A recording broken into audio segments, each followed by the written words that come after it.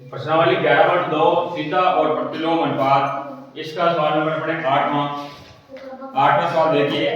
एक फैक्ट्री की कुछ वस्तुएं 63 दिन में बनाने के लिए 42 मशीनों की आवश्यकता होती है, उतनी ही वस्तुएं 54 दिन में बनाने के लिए कितनी मशीनों की आवश्यकता होगी। यानी एक फैक्ट्री है, उसमें क्या दिया हुआ है, एक तो दिनों की संख्या दे रही है, क्या दे रही है अपने को, दिनों की, और एक में क्या लगी, मशीनें, इसका मतलब एक है मशीनों की संख्या, क्या लगी है, मशीनों की संख्या।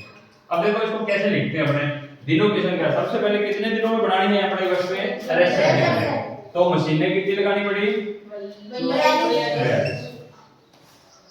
ठीक है। अब क्या कर रहा है, अब प्रश्न में ये है कि उतनी वस्तुएं 54 दिन में बनानी है अपने को, यानी दिनों की संख्या कितनी होगी, 54।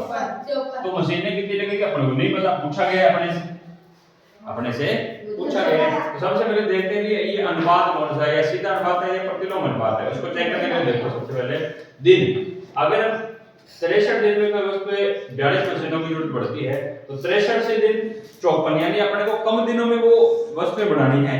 कम दिनों में बनाने के लिए मशीनें अपने को क्या लगानी पड़ेगी, ज्यादा लगानी पड़ेगी। दिन अगर कम हो रहे हैं तो मशीनें भी क्या होगी, ज्यादा होगी, मशीनें क्या होगी, ज्यादा होगी, यानी दिनों की संख्या घट रही है, मशीनों की संख्या बढ़ेगी। इसका मतलब कौन सा अनुपात आ गया, ये प्रतिलोम अनुपात है। क्या लिखोगे, यह प्रतिलोम अनुपात है।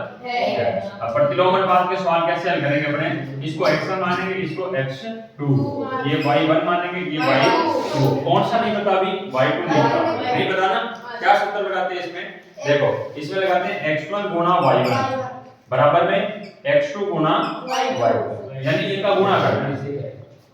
x1 क्या है, 63 गुणा में कितना, 42 बराबर x2 कितना, 54 गुणा में कितना, y2 के गुणा में क्या है, 54, गुणा वाला हमेशा इसके बटा में चला जाएगा, तो y2 का मान आएगा 63 गुना 42 बटा में कितना, 54 बटा में 54। अब देख लो कौन से पाढ़े से काट रहे हैं ये।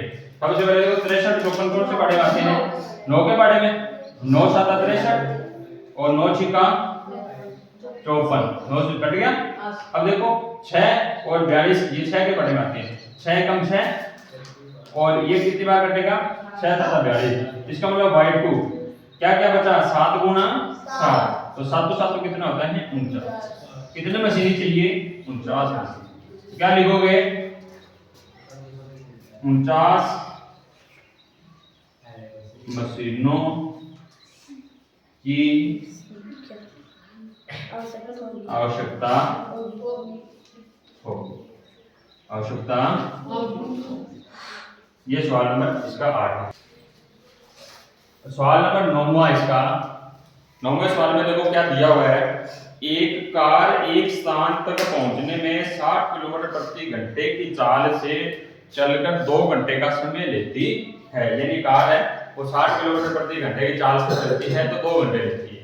अगर वह 80 किलोमीटर प्रति घंटे की चाल से चलती है तो वह कितना समय लेती है। तो सबसे पहले क्या क्या दिया हुआ है इसमें, एक तो दे रखी है कार की चाल, क्या दे रखी है, कार की चाल दे रखी है, और एक दे रखी है समय, क्या दे रखा है, समय, और समय भी आपको पता है किसमें है, घंटे, और चाल किसमें है, किलोमीटर प्रति घंटे। ठीक है, सबसे पहले चाल कितनी चली, वो 60 किलोमीटर प्रति घंटा।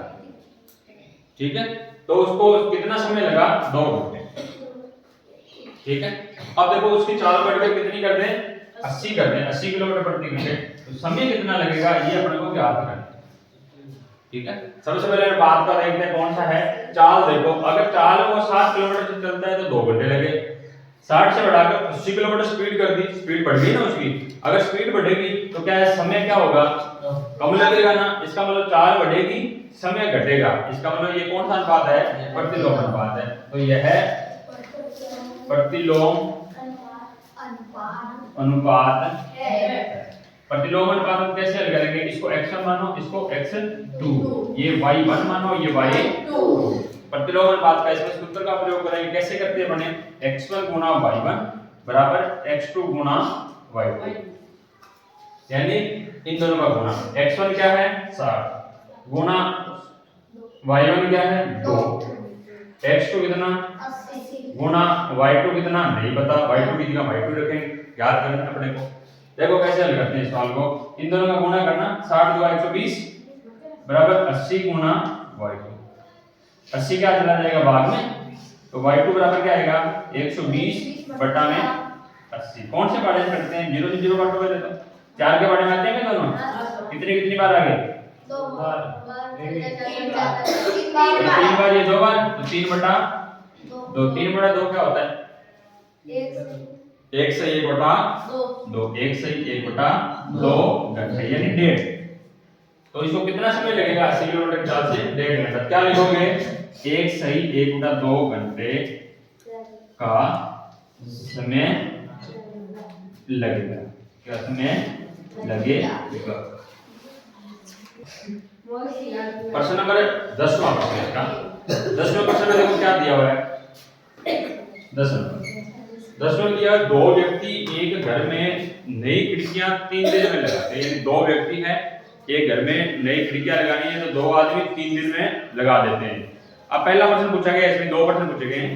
पहले में है कार्य प्रारंभ होने से पहले एक व्यक्ति अगर बीमार पड़ गया तो यह कार्य कितने दिन में पूरा होगा। सबसे पहले हम इसका पहला प्रश्न करेंगे पूरा। देखो पहले में क्या दिया हुआ है, सबसे पहले क्या दिया हुआ है, व्यक्तियों की संख्या दे रखी है आपको, क्या दे रखी है, व्यक्तियों की संख्या, और एक दे रखी है दिनों की संख्या। किसकी संख्या, दिनों की संख्या।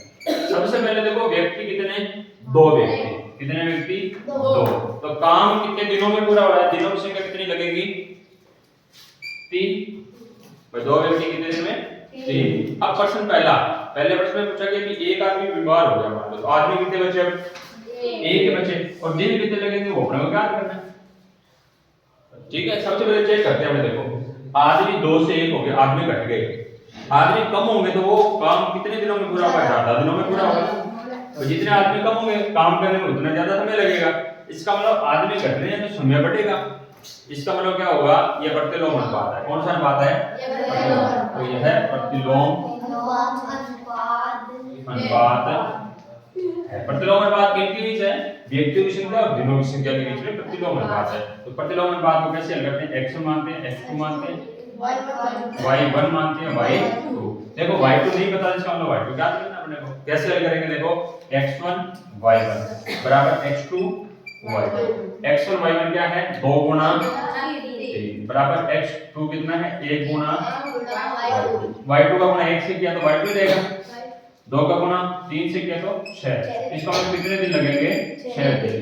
तो क्या होगा, 6 दिन लगेंगे। कितने दिन लगेंगे, 6 दिन। ये पहला सवाल हो गया 10वें का। सवाल नंबर 10 का दूसरा सवाल देखते हैं।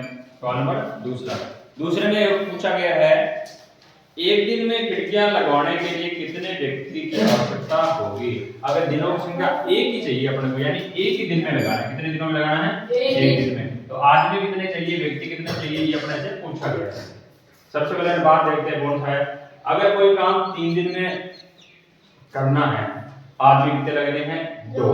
अगर उसी काम को एक ही दिन में करना है तो क्या आदमी ज्यादा लगेंगे, यानी दिन घट रहे हैं तो आदमी की संख्या ज्यादा चाहिए। इसका मतलब कौन सा अनुपात है, प्रतिलोम अनुपात। यह है प्रतिलोम अनुपात। प्रतिलोम अनुपात है तो वही तरीका रहेगा, x1 इसको x2, इसको y1, इसको y2। ठीक है, कैसे हल करते हैं इनको, सूत्र लगाएंगे कौन सा, x1 गुना y1 बराबर x2 गुना y2। इन दोनों का गुणा करेंगे 2 गुना 3, और अब देखो x2 नहीं पता ना अपने को, x2 नहीं पता तो x2 की जगह क्या रखेंगे, x2 गुना में y2 कितना है, इस बार 1 है, तो 2 की कितने होते हैं, 6। x2 का 1 से गुणा किया, कोई फर्क नहीं पड़ा, x2 ही है। इसका मतलब x2 का मान कितना आ गया, 6। 6 व्यक्ति, कितने व्यक्ति, 6 व्यक्ति। तो क्या लिखेंगे, 6 व्यक्तियों की आवश्यकता होगी, यानी एक ही दिन में अगर काम करना है तो कितने व्यक्ति चाहिए, 6 व्यक्ति चाहिए। सवाल नंबर इसका 11.2 प्रश्नावली का लास्ट सवाल है इसका 11वां। देखो क्या दिया हुआ है, किसी स्कूल में 45 मिनट अवधि के 8 कालांश आते हैं, यानी 45 मिनट के 8 कालांश आते हैं। यह कल्पना करते हुए कि स्कूल का कार्य समय उतना ही रहता है यदि स्कूल में बराबर अवधि के 9 कालांश हो। अगर बराबर अवधि के कितने कालांश लग गए? 9 लग गए। पहले 8 थे, 8 की जगह 9 लगाना चाहते हैं, तो ये बताना कि प्रत्येक कालांश कितने समय का आएगा। क्या क्या दिया हुआ इसमें? एक तो देता है समय, देता है क्या देता है? समय मिनट में, किसमें देता है? मिनट में। और एक देती है कालांश, कितने कालांश? कालांश की संख्या देती है। क्या देती है? कालांश की संख्या। अब सबसे पहले देखो, अगर 45 मिनट की अवधि का कालांश लगता है तो कितने कालांश लगते हैं? 8।